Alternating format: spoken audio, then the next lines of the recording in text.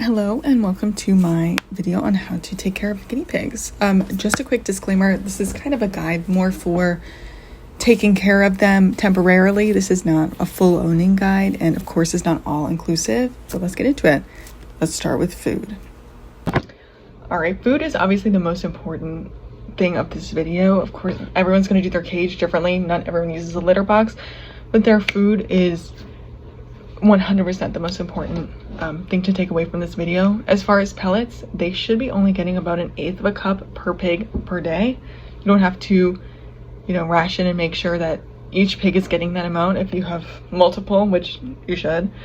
But I would say if there's two, just give them about 1/4 cup. I like to split it morning and night, just approximately, just for fun. I worry about them staying stimulated at night, but hay is extremely important. Of anything here, they need unlimited hay. It does get kind of messy. You have to figure out what works for you as far as putting it in their cage, but they need to have a lot of hay and full access all the time. It's very important. As far as vegetables, I think it depends on the person. I like to give them their vegetables at night. I had always done that until about a year and a half ago. I started giving them a little bit of their night vegetables in the morning, again keeping them stimulated and excited for the morning. Each pig should get approximately 1 cup daily, so I guess if you're going to split it up like I do, I'll give them the full cup and then take a little bit out for the next morning. A cup is kind of hard to approximate because of course if you're doing romaine and zucchini, that's going to be heavier than corn husk and cilantro. It's just kind of approximate. You have to eyeball it. I think if there are foods that are denser like that, like say there is a little bit of cucumber, bell pepper, and romaine versus, like I said, something with like corn husk and whatever, they're going to come out differently. I would just kind of be mindful of that. Maybe it doesn't have to be a perfect cup, especially if the foods are denser, but you kind of figure it out as you go and how they eat. One other tip, I like to typically kind of scatter the food around the cage. This gives them opportunity to kind of forage, but also not just huff the food down all at once. Especially if they get a little territorial or, the alpha kind of is a little bit more aggressive when it comes to feeding time. I like to throw them around. I am going to show a little food guide after this, but, please screenshot or write it down. Typically the food that I like to follow is I will buy, so we have 3. I'll usually buy 2 packets of romaine, so that's 6 hearts. I usually don't go through all 6, but that, and then I'll do some other sort of base, such as getting a thing of green leaf lettuce, getting a bunch of kale. I'll get 1 or 2 herbs, typically either parsley or cilantro. We also grow some basil or mint, kind of get those here and there. And then I'll try to get 3 or 4 different varieties. We usually, or not varieties, of other things, little sides, I guess. We typically will have apples or something like that. I'll give them fruit once, maybe twice a week. I do like getting corn because they can have the corn on the cob, they can have the husk. The actual corn, they shouldn't be getting more than twice. I usually give them only once a week. But you can also give them things like carrots, snap peas, celery, cucumber. Bell pepper is a big one. They need their vitamin C. Green and yellow are not as sweet, so you can give those usually every day. I like to do every other day, as well as supplementing with their vitamin C cookie. But please see the next slide. Screenshot if necessary, but please, Google is your best friend.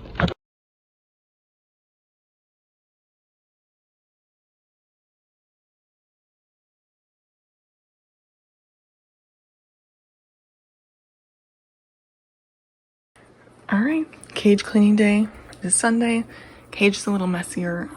By Saturday, I kind of stopped cleaning up the hay that goes all over the cage. And obviously the litter box is kind of beastly. I'm starting by taking out their toys. I have little balls in here. I stacked their cups back up and I took out this bed, shook it out. I might take out this rug and start to shake it out. I'm just kind of preparing to clean their cage. As you can see, it's a bit hairy. It's ready very clean. I typically do this every Sunday. Replace all the blankets. Sometimes if these cover blankets don't get nasty, I'll use them a second or third week in a row, but others, like this one, they sometimes kind of hang out in the hood. So I think I'm gonna wash this one, but I'm gonna shake the hay out of this one and reuse it for their next cage. When I clean their cage, I like to do some sort of enclosure like this with plenty of cover and a blanket on the base. Sometimes you can't do that, and that's okay. You can use just a large box or a carrying crate. This is what works for me, and that is shaking out the blanket over the fence. I think most people don't have this luxury, but it's just so much easier if you're able to do this. My mom likes that the hay kind of kills the grass up against the fence. Shake it out super well because this will be going in the washer. You don't want any poops or hay in the washer, of course. Litter boxes. This is something that may be somewhat exclusive to me. I know other people do it. Some pigs are trained, mine are not. It's just kind of to give them a place to really like pee and poop while they're eating hay, and it's just easier overall for me. And cleaning the cage daily and weekly, I like to do mine with a thick layer so that it doesn't pee through to the bottom, or the pee doesn't soak through. Here's just some examples. Here's me making one actually. At the moment, I just use these boxes from who knows. These ones are from Walmart. I've gotten some from Aldi. I do a cardboard base and then a Publix ad at the bottom, and then I do this fluff. It's not entirely necessary. I think even a base of a little bit of hay would work. I pat in that fluff because they do hop out and it kind of goes everywhere. This is just what works for me. I really love doing this. Throw down a base blanket, and then we're going to do fleeces.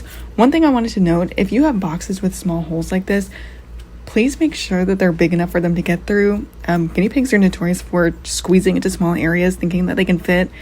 And with this one, I didn't want to risk it. Even this isn't extremely large, but I still knew that they would fit just fine because we have another box like this. Here's just kind of showing you how that looks, and this is what the cage is looking like. I'll show it in a second with the blankets over top. I like to give them different boxes. That one's low to the ground, a little paper for a ton of. You don't need like fabric boxes like this. I got that one from Amazon, but here is the cage with blankets. They like to feel safe, they like to feel comforted. I love to cover a lot of the cage with blankets just to keep them feeling safe. Here's where I get my boxes. For litter boxes, for cage, go to the grocery store, forage around. One note I wanted to add about cages, I think it's best to vacuum daily, if not twice daily. I typically only do once because I feel like their area is big enough and they run around. They don't hang out in just one area specifically. If an area got really gross, I might kind of spot vacuum in the morning or even just use a little broom. But I think it's really important to do that every day, just to keep it fresh in there. It prevents smell, but also just for them and their hygiene. Something else that I wanted to add in, usually halfway through the week, I will kind of evaluate what's in the cage and what is getting gross. There are certain beds or rugs or wherever where maybe they do hang out a lot. Mine love their little hammocks and they pee in them all day. So usually by Tuesday or Wednesday, I'm taking those out to kind of replace those items that are probably wet with pee or kind of disgusting, and put something new in there, as well as rearrange the cage to just keep them stimulated and excited. Typically, say I put 5 items in a cage, including boxes, paper, beds, kind of fabric items.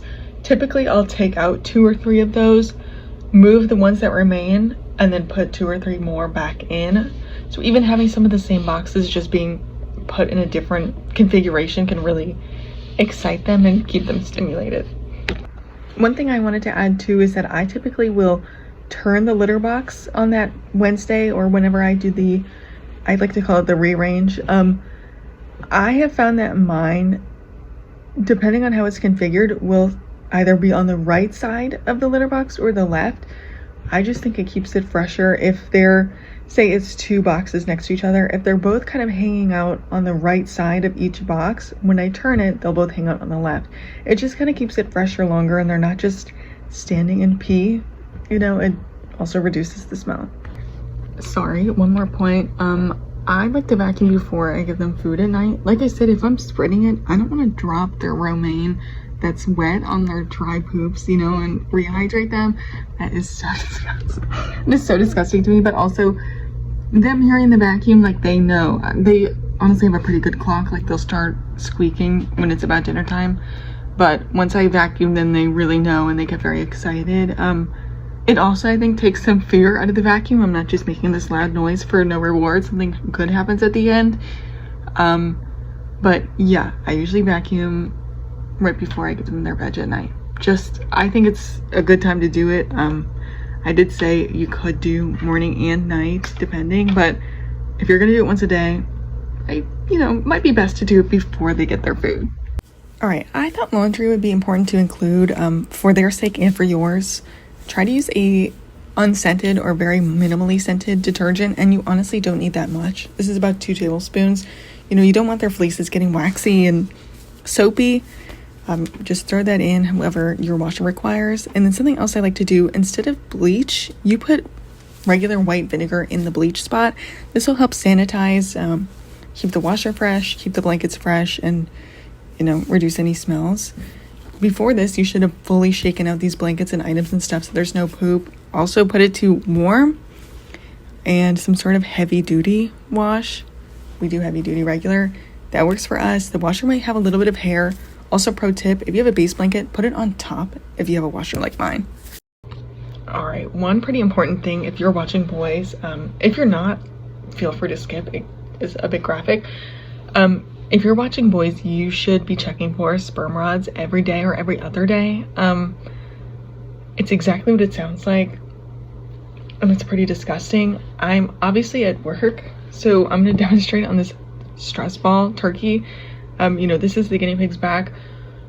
What I like to do, I hold them like this. Typically, I'll lift like this, kind of push up on the abdomen a little, kind of stretch it up. You're not really pushing in, you're just lifting, and check for any hardened sperm rods. At that point, you kind of just have to work it out far enough that you can pinch and pull. I know this sounds so gross.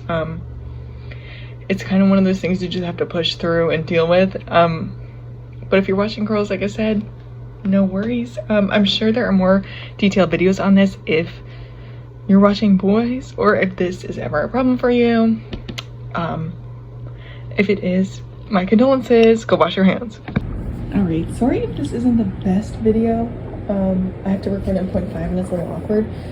I wanted to show you one of my tips for picking up a pig. Something that I think is a little bit easier is if they're under a box, preferably with 2 entrances or 1, and nothing underneath. I mean, a rug is fine, but no cardboard. I'm gonna wait for someone to go under there. Jeez. Okay, this one. Oh, there he goes. Something I like to do is to quickly flip it. Okay. And then grab them from the other side. Like this. I like to put my hands under the base of their body, and then also support their feet. When it comes to actually holding them, I like to keep them on a flat surface, couch, bed, whatever, with 2 fleeces. It just prevents pee from leaking out, and make sure they're covered, especially under this, 1 layer, so they don't get too hot. That's really all you need. You could also do towels. All right, cage tour. Just a small little box here. They're popcorning over there. This new bed thing, I really like it. I think they're going to love it. It's just a good size for them. Hammock, of course, tons of cover, a little foraging thing. My favorite litter box, probably theirs too. This little thing doesn't really serve much purpose. And then this paper, kind of for mild cover, but that's because I knew they'd want to chew. Okay, here's the new cage. If you can't tell, they're excited.